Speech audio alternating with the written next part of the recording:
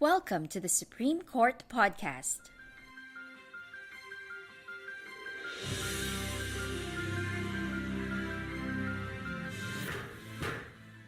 All opinions expressed in this podcast do not reflect the views of the Supreme Court. For clarity, the text of the decision prevails. Justice, if not delivered timely or is attended by delay, is injustice. That is an excerpt from the Supreme Court's reform program, the Strategic Plan for Judicial Innovations, or the SPJI. Every year, the court cites among its challenges clogged dockets and case delay. One of the factors is the heavy workload of judges, who not only decide cases, but also handle administrative tasks. But what if we take away the administrative function so judges can focus on deciding cases? Hi, I'm Attorney Mike Navalio, Supreme Court Chief Communications Officer.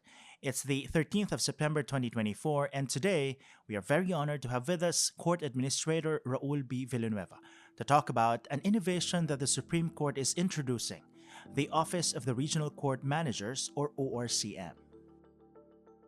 Good day, Court Administrator Villanueva. Thank you so much for joining us. Magandang araw. Good day to you, Chief Mike. All right. Sir, tell us a bit more about this ORCM. A lot of people probably haven't heard of this, but what's the whole idea of having this Office of the Regional Court Managers? Okay. The ORCM, or the Office of the Regional Court Manager, is part of the objectives of the Strategic Plan for Judicial Innovations, particularly on the objective on efficiency to improve the services being, of course, delivered or extended by the Office of the Court Administrator to our judges and court personnel nationwide. Mm-hmm. So how will this look like? If you say you have a regional court manager, is it similar to a court administrator but only on a regional scale? Because as you know, your work is national in scale. Yeah, in a sense, yes. Essentially, it decentralizes the work of the Office of the Court Administrator Central Office, and of course spreads it to the different regions, judicial regions nationwide. Is the idea, Court, that some of the administrative functions of judges will now be taken on by the ORCM? Is that the whole concept? Well, many of the administrative work that are sometimes being given to our executive judges will now be performed by the regional court managers.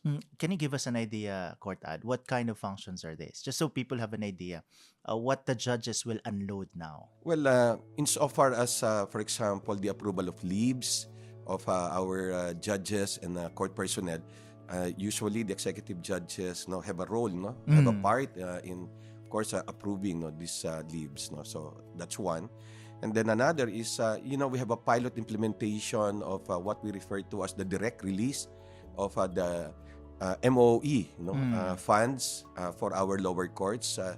MOE is, of course, maintenance and other operating expenses for our court operations. And this will be taken away from them. In a sense, it will be the regional court manager who will handle at least the procurement of needed supplies for our courts. And what kind of supplies are these, Court? Is there a cap? Is there a limit as to the nature of supplies that ORCMs or the regional court managers can procure on behalf of the judges? Well, of course, as much as possible, we would like to give them the opportunity, the power, to be able to procure as many supplies, small office devices, and other equipment that they need without having to go through the OCA Central. And will this include, Court Ad, for example, I've heard of stories of some court judges saying, we need an air conditioning unit, we need printers, we need bond papers to print on. Will this be within the functions of ORCM? Yes, eventually, Mike, that is the goal. To try to, of course, empower the Office of the Regional Court Managers to be able to do that. So that all of these requests for supplies, particularly, for example, this aircons or even IT equipment, that will be handled already by our regional court managers in time. In time. But for now, what's the let's say, what's the delineation? What can be procured by the regional court managers and what needs to go to the central office? Well, for now, we're focusing on the administrative, needs, no, of our judges and court personnel with respect to, of course, the filling up of vacancies, insofar as leaves are concerned, and even travel authorities. No? So, but with respect, also, no, included in that particular downloaded function is, of course, working on the initial salaries of those who may be selected, no, and appointed, no, to the judiciary. Do you have an idea, Cortad, maybe an estimate, just to give the people listening, to give our audience an idea, how much work will be unloaded, at least taken off, at least the chest of judges, because of the regional court managers that we have now? Any estimate that maybe In terms of time, percentage, maybe of that? I guess insofar as administrative concerns, no, are involved, it will be like 30% to 30% of their yes. time, and that 30% of their time a week could be devoted to deciding cases. Yes, of course. Or holding trials. Of course, it will enable them not to give more time, not only to decide but also to conduct trial. Fortunately enough for all of us, our judges are actually disposing more cases that are being filed, no, on a yearly basis. In fact, as of June 2024, we have breached the 600,000 mark insofar as the caseloads, no, of all our trial courts nationwide, our first and second level courts nationwide. So 600,000 in terms of this cases that have been disposed of, or is this the total number of cases? that's the inventory that we have. On a yearly basis, we're disposing more than 200,000, no? Close to 300,000 cases. Actually, more than 300,000 yearly. So more than 50% of the caseload?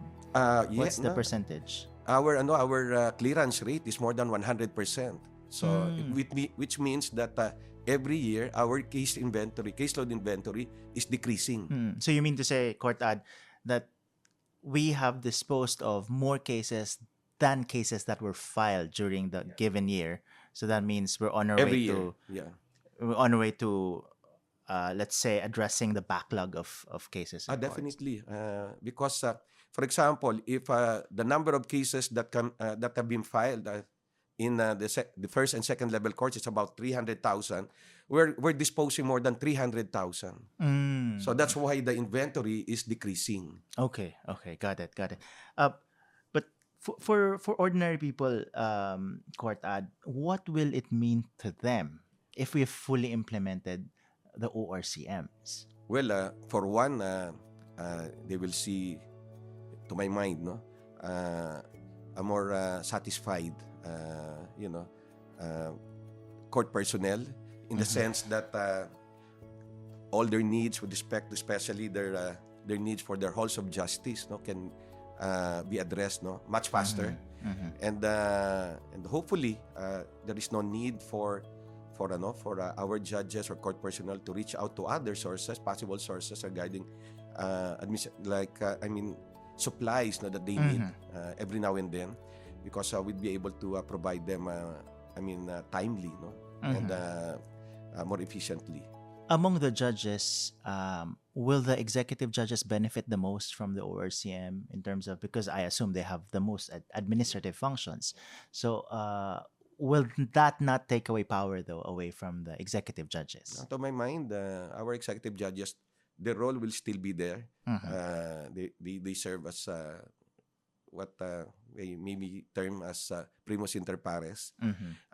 We need the executive judges to be able to at least provide us feedback, and the updates regarding what is happening in their stations. But of course, it will take a lot of load off them insofar as what they need to monitor.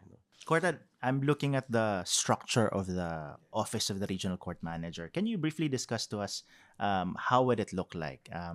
So who's on top? How many people are there in any regional court manager office? For now, the structure is that, of course, on top of heading, no, the Office of the Regional Court Manager is the Regional Court Manager, and then there's a Deputy Regional Court Manager, and because we're pilot implementing only three, no, major functions on administrative concerns, financial needs, and of course, halls of justice, no, matters. So we have like managers, no, for those or supervisory level for these three major offices, and then the rest, of course, will be support staff. So for now, the number is about 25, no, personnel, no, for each region. So you mentioned there's a regional halls of justice officer. What will he or she do? Is he or she focused on, let's say, the upkeep of the courts, the buildings itself? Well, mostly the function is to check on, of course, the conditions of our courts. And if there are repairs that need to be done within that level, they can already do that. And then they will pull. We have maintenance people in multi-sala stations. So the Office of the Regional Court Manager would be able, no, to use, no, and pull the resources from the different multi-sala stations to be able, no, to address minor repairs that can be done. With respect to major repairs, of course, we will have to come up with a system, no, to be able to download and enable, no, our regional court managers to do it already at the regional level later on, because this will involve procurement. You know, when it comes to procurement, that's something that we really have to more or less, no, improve on. Yes. Oh.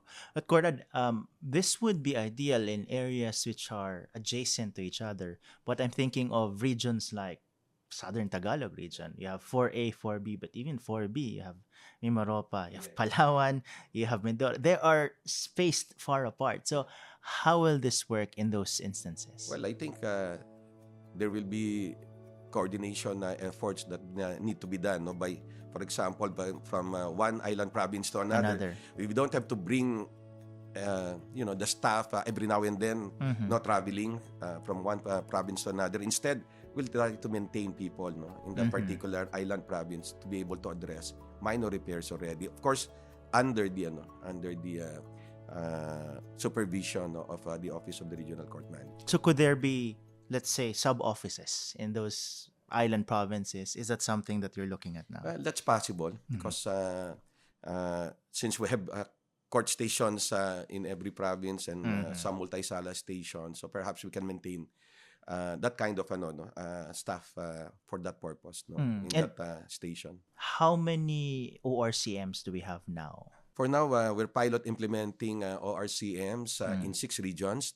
Regions 1, 3, 7, 8, 10, and 11. Is there one on the way? Is there one that we're launching soon?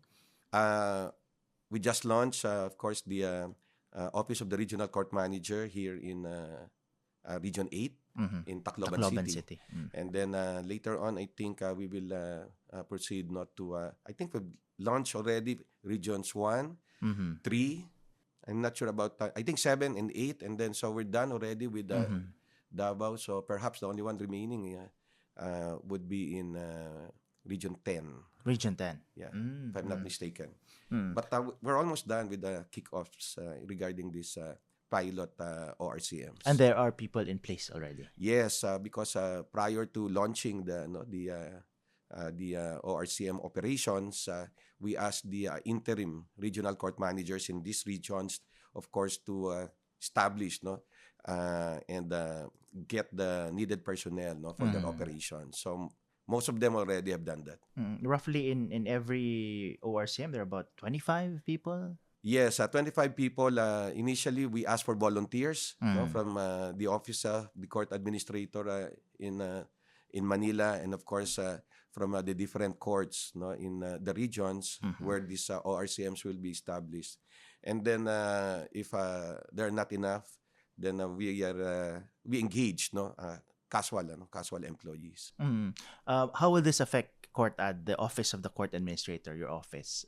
Will this mean lesser functions for the OCA, Or will this mean some of your staff will have to be transferred to the regional offices? Well, it depends because, well, for one, definitely, no, it's a welcome development for the Office of the Court Administrator. It's improving the system that we have right now. And more importantly, I think, at the end of the day, we need to deliver what our courts and our staff need. So that's a reason why I think this will, of course, decongest to a certain extent the workload, to lessen the workload of the Office of the Court Administrator Central Office. And we'll be doing more like monitoring with respect to what our regional court managers are doing. And mostly what we will come up with are policies that should be implemented on a nationwide scale. And then, of course, with respect to policies on the regional level, we would want that all of them are doing the same thing, are capable of doing the same thing. I know that you've been conducting caravans on this court ad. How did the judges receive this idea of an ORCM? Because on the one hand, it will take a lot of load off their back, but also one point to this could be some of their powers could be taken from them. And how receptive are they to obeying, for example, a regional court manager who may not necessarily be a judge? Well, I don't see any problem insofar as that is concerned.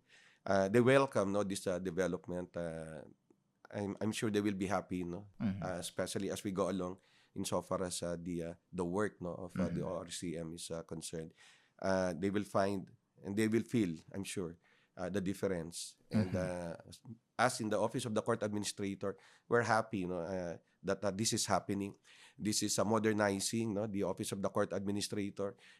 This is providing the boost that we've wanted insofar as delivering and providing what our judges and court personnel have been yearning for, have been asking for. And lastly, Court, that for the benefit of our listeners who are not members of the court, if they have any complaints about, for instance, any complaint at all, should they go to the ORCM or when do they go to the executive judge? What's a good guide to this? Well, it depends on the kind of complaints that they have.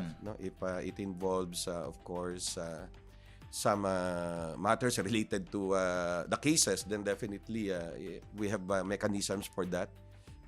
They can send the concerns to the Office of the Court Administrator if it involves certain complaints regarding the conduct or behavior of our judges or court personnel. But when it comes to the operations or the needs of our courts, especially with respect to the upkeep of their halls of justice, or even with respect to some of their needs to properly operate, and they can go to the ORCMs, or they can even go, of course, again to the Office of the Court Administrator. But overall, so to speak, they can use our platforms like the Judiciary Public Assistance Service, or even the Office of the Chief Justice. Thank you so much, Cordad, for joining us today. Okay. Thank you for having me, Chief Mike. I hope that one way or the other, the listeners would have a better idea what we're doing right now. We thank Chief Justice Alexander Gesmundo and the entire Supreme Court and Bank for this initiative. This could not happen if not without their support, without their drive to really provide what our judges and court personnel need, especially at this time that we are in the thick of implementing and accomplishing many of the programs, activities, and initiatives of the Strategic Plan for Judicial Innovations. This SPJI has provided us a lot of things to look forward to, actually, and this is one of them. So again, maraming salamat, Mike, Chief Mike, para dun sa mga nakikinig, lalo na pareho ko mga Ilocano na imbag nga alaw yung amin apo nga pada-pada. Diyos ang ina. Agi manak. Thank you, Cordad. Yeah. And here's Steph Atendido Beltran for this week's Roundup.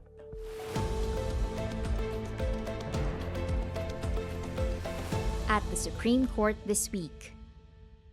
The Supreme Court upheld the validity of the organic law for the Bangsamoro Autonomous Region in Muslim Mindanao, or BARM, but declared the province of Cebu not part of the BARM after the province rejected the law's ratification. The court ruled that the Bangsamoro organic law is constitutional because it does not make BARM a separate state from the Philippines. But the law is unconstitutional as far as it includes Sulu in the BARM, since the Constitution states that only provinces, cities, and geographic areas voting favorably in the plebiscite shall be included in the autonomous region. Supreme Court Associate Justice Mario V. Lopez, chairperson of the 2024 Bar Examinations Committee, said 10,483 examinees showed up for the first day of the 2024 bar examinations on Sunday, September 8, 2024, slightly higher than the 10,400 which took the first day of the bar exams in 2023. The exams on the first day were on political law and public international law and commercial and taxation laws. On the second day, on September 11, the exams were on civil law and labor law and social legislations. The last day of the exams is this Sunday, September 15, 2024, on criminal law, remedial law, and legal and judicial ethics with practical exercises. The Supreme Court sent a clear message on the importance of privacy and protection from voyeurism as it affirmed the conviction of an accused for photo and video voyeurism for taking naked videos of his nieces. The court sentenced a man to up to 18 years imprisonment after finding he secretly filmed videos of his nieces in the bathroom using his own cell phone. The Supreme Court has set oral arguments on the case Pimentel v. House of Representatives on January 14, 2025. Petitioners in this case challenge a provision of the General Appropriations Act 2024 and Department of Finance Circular 003-2023, which allow the return of excess reserve funds of government-owned and controlled corporations to the National Treasury to fund unprogrammed appropriations. The court also consolidated the case with Bayan Muna v. President Marcos, where petitioners seek to nullify the Presidential Certification of Urgency for House Bill No. 8980 or the General Appropriations Bill, absent the existence of any calamity or emergency under Article 6, Section 26, Paragraph 2 of the Constitution.